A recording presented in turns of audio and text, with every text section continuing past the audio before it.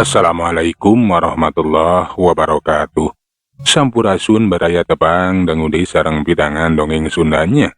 Urang ngadongeng di urang neraskeun hanca dongeng anu kakunda kalayan ngabantu nyejarah carios Mustika Careuh Bodas. Ieu dongeng teh karangan Mang Nyalira sok sanaos dongeng basajan malah mandar janten hiburan. Atuh kabaraya anu satya manco kandongeng Mang di mana wae ayana mugia sadayana aya dina kasehatan lahir sinerangan batin dilancarkeun sagala rupinanya. Tong hirap dirojong ditaroelan tombol sukrep atuh Mang oge nganuhunkeun kanu parantos like oge komen. Mangga mitra supados kenyang kolong teuing kana waktos urang sami-sami dangukeun di kumaterasna ieu carita Mustika Careuh Bodas. Sok kaparayun sadayana.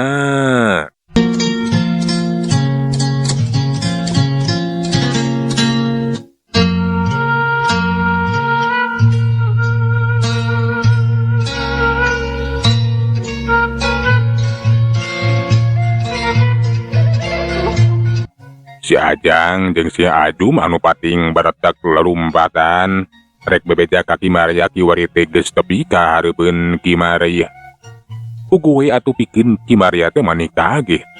Nah kunaon cenah eta dua urang anak buahna teh lelumpatan jiga anu manggih ka sieun jeung kareuwas. Aya naon ieu teh ya naon? Jiga atas manggih kareuwas. Nah manggihan jurig kitu marane teh euy.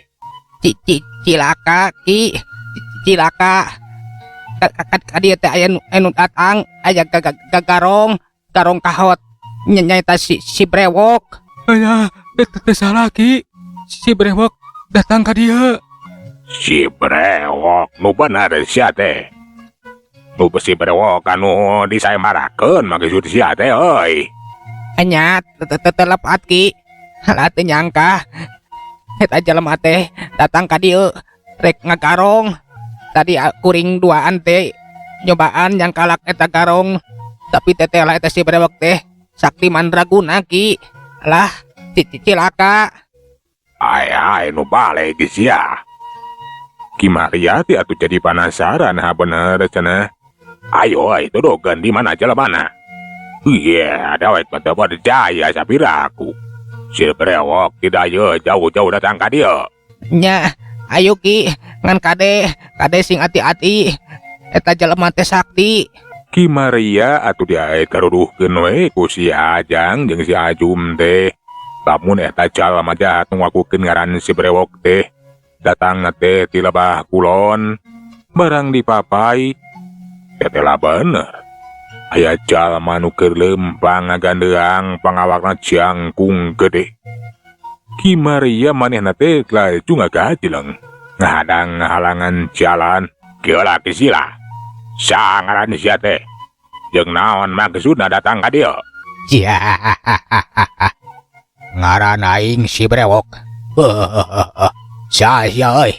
Nah sia teh baturna anu eta nuduhan sarua patugas keamanan euy. Dewek datang ka dieu teh rek garong deuleu. Aing Maria bener patugas keamanan. Kurang ajar sia. Sia ulah akon-akon ngaku-ngaku ngaran si brewok anu geus kasor deuleu. Lamun sia coba-coba rek ngagarong, peuting ayeuna sia bakal dicangkalak sia. Jadi sia teh masih kena cangcaya ka aing. Aing beta akon-akon. Aing teh si brewok anu keur disaemarakeun, anu keur diteteangan deuleu. Ari sia bisi teu percaya jika anak buah sia masok. Buktikeun euy, keur cangkalak teh kadi bisa mah. Kurang ajar. Tada sia jadol. Seak gajeng Kimaria tenggeus teu henteu mitinan waktu. Laju narajang baring mesat bedogna. Kurilap. Bedog katempo maningat kurilap patojo ku cahaya bulan. Rek nyasar kana beuheung eta si brewok. Tapi si brewok kawas nu hayang nemongkeun wewesena we ka eta Kimaria. Manehna mah teu ngaroba sikepna tetep tagen nu nganti kadatangan eta bedog. Parang bedog keuna kana beuheung Puguh atuh eta Kimaria teh meninggaran juga ge. Lantaran teteh lah eta si brewok teh sakitu wadalana badog teh nepikeun kang ngampul hanteu bisa nembus kana kawarukan si brewok. Jeleng Kimaria ngakajeleng ka tukang nutup seukeut ka si brewok hatena kebeku rasa kakaget. Teteh lagi ning cenah eta karong teh waduh wadalana ker tapi pikeun Kimaria salaku jago kolot jeung buka tanggung jawab pikeun ngajaga keamanan najan musuh nu di sanghareupan teh wadal. Kimaria teh nyobaan di majuna rajang curelat diwari mapan rajangna leuwih garang batan tadi. Bedogna but-bet disabetkeun kana awak si brewok. Tapi si brewok mah kalah kaseuri we nya kakak. Eta bedog teh dianggapna teh kaulinan, malahan manggep beunang ditewak. Asok beakeun sia beakeun.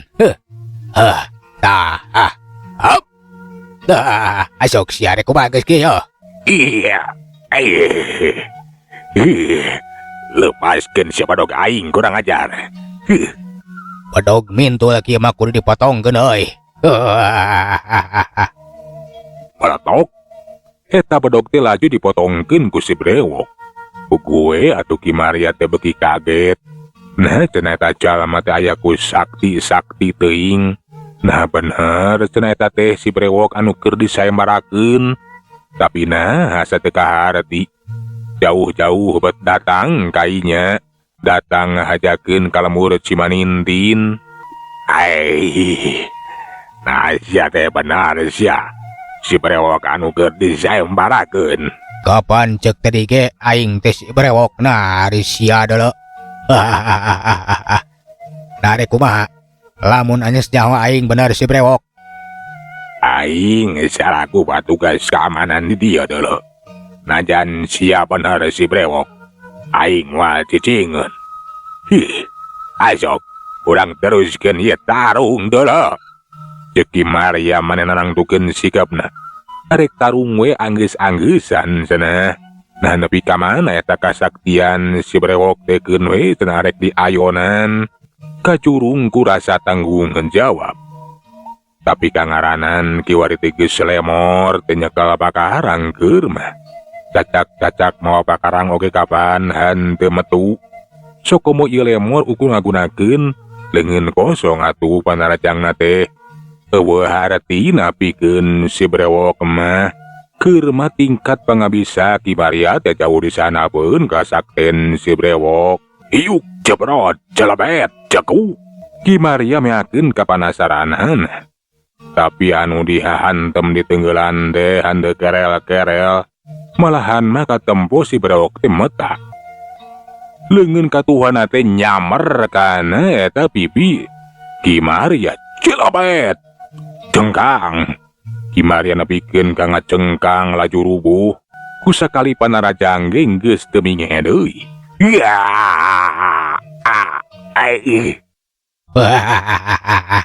Rasakeun sia kurang ajar. Asok. Nah masih kena bisa hudang deuleu sia teh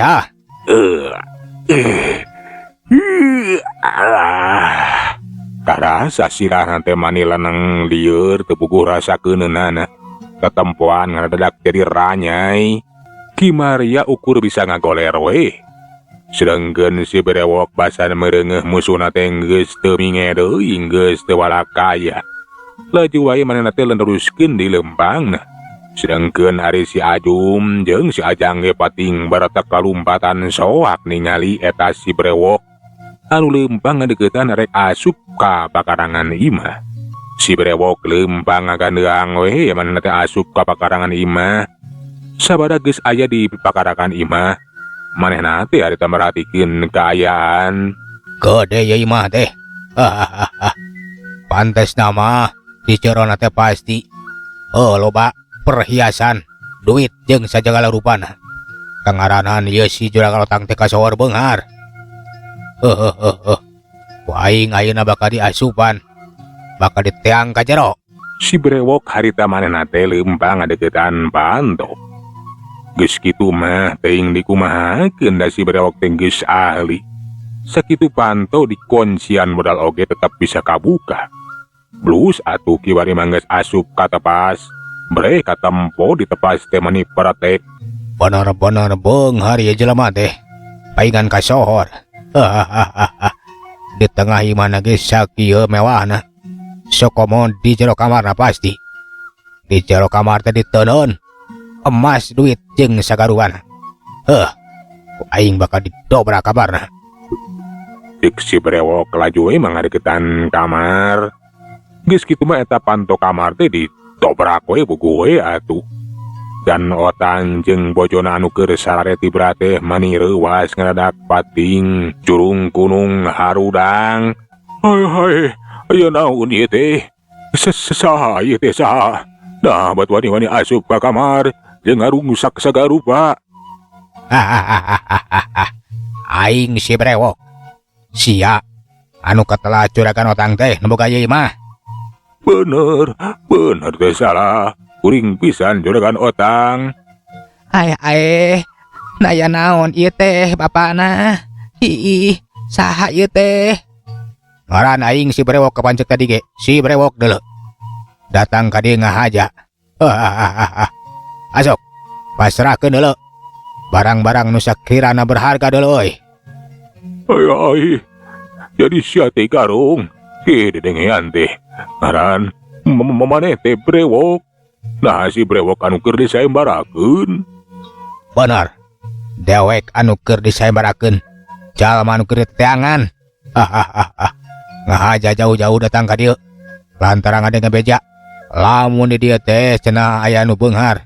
Ngaran teh curagan Otang. Jeung di boga badega anu sakti mandraguna. Tapi mana euy? Tetela geuningan. Patugas keamanan eueuh nanaonan euy. Mana anu ngaran si jama-jama teh? Nah anu tadi nu di luar nu geus salamru euy.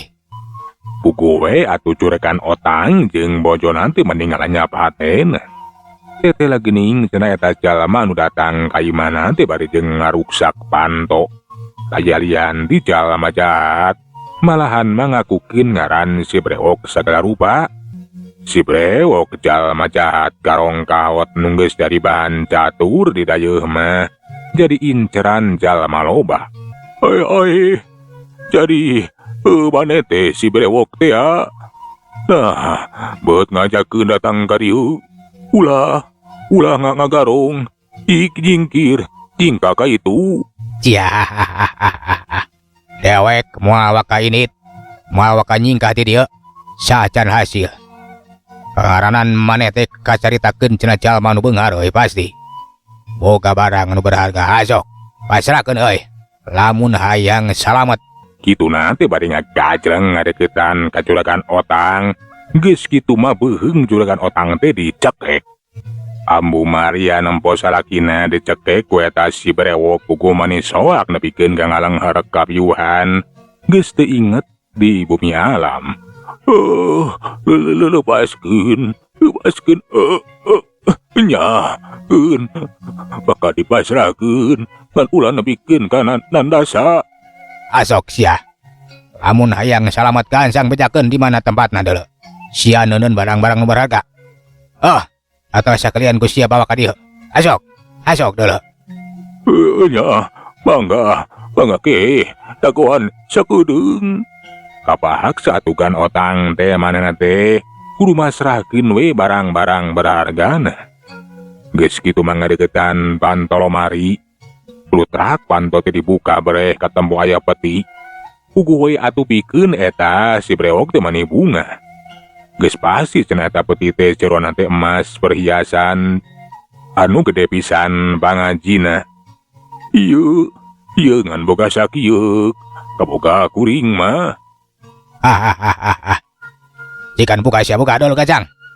Buka dewek hayang nyaho. Eusina sia euy.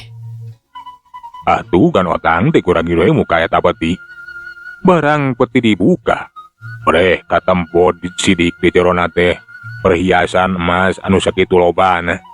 Si brewok mani molotot takareun teuing cenah nempo eta emas anu sakitu lobana. Salila manehna teh jadi garong. Takareun teuing garong jalma nu beunghar. anu mibanda emas anu sakitu lobana mah. Oh, loba geuning.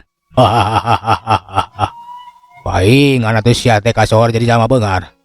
Tetela geuning bandana ge loba kieu euy. Halus. Adekeun sia kadekeun. Nya. Mangga yeuh. Tapi umat ulah tarik nandasa kuring sakula warga. Moal deureu. Dewek moal nandasa lamun sia masrakeun eta hartapana. Ceung deui lian ti ieu perhiasan pasti sia oge buka duit. Kanjang, pikeun ka aing eta duit euy. Nya. Antos. Jagoan sakeuding. Cek juragan Otang manehna teh bari ngoloyong we mendeketan meja geus kitu mah. Muka laci bre katempo aya duit sabaraha rajut. Eta duit teh kapaksa we dicokot laju dipasrahkeun ka si Brewok. Ieu nya duit teh ukur sakieu. Si Brewok atuh mani molotot ti we nempo eta duit sabaraha rajut. Geus kabayang bisa kumahan teuing gedena. Halus. Tetela sia mah henteu lebar ku harta banda euy.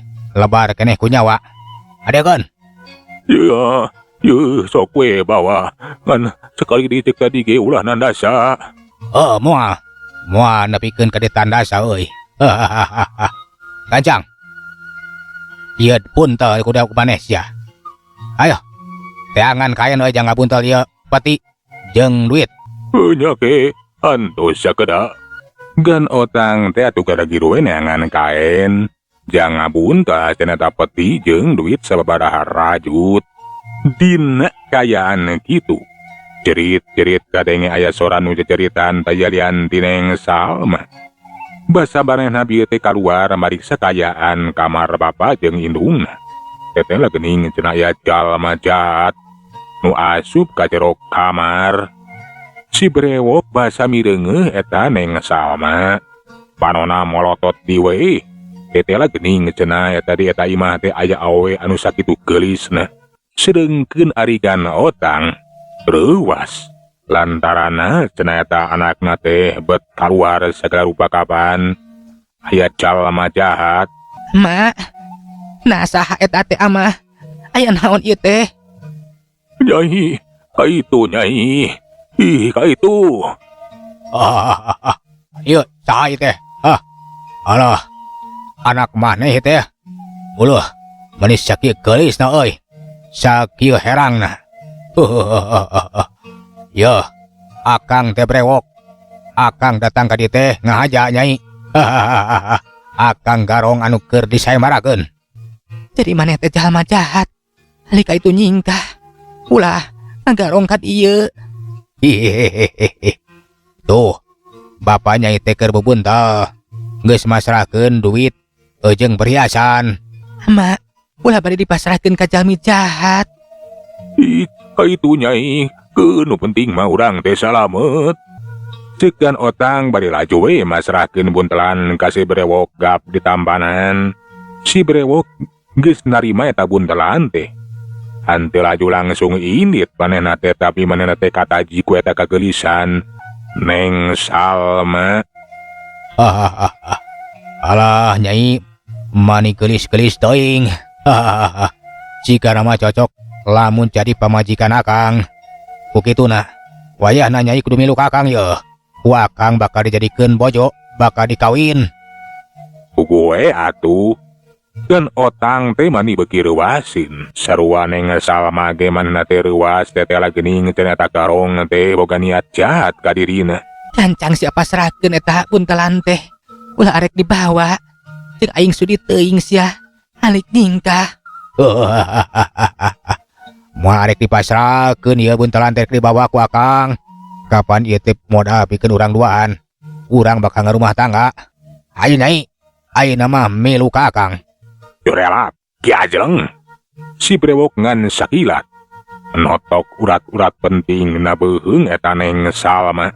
Jeung dimencet urat-urat penting dina awak nepikeun ka neng Salma teh ngalumpur kawas kapuk geus taya tangan pangawasa. Rigidik atuh dipanggul geus kitu mah ngejat ninggalkeun eta imah. Ukur diteuteup ku Gan Otang anu manehna teh manis soak ningali kitu mah teteh geuning cenah. Eta jalma jahat teh lian tinggis mawa harta bandana, mawa kabur atau nyulik nu jadi anak kena. Ai, ulah dibawa anak, kuring ulah dibawa.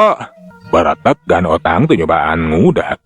Tapi nu diudag teh lain udageun kangaranan si brewok atuh jago anu kaot. Manehna teh dina lumpat derengan sakilat, geus ninggalkeun eta imah. Mitra waktos na parantos senyekapannya. Segala urang tunda jajar carita musti kacareuh bodas duit kadi urang teraskeun dina seri anu salajengna. Manganunkeun tina sadaya paratosanana puntenna tina sadaya kakiranganana. Mang undur. Assalamualaikum warahmatullahi wabarakatuh. Cah.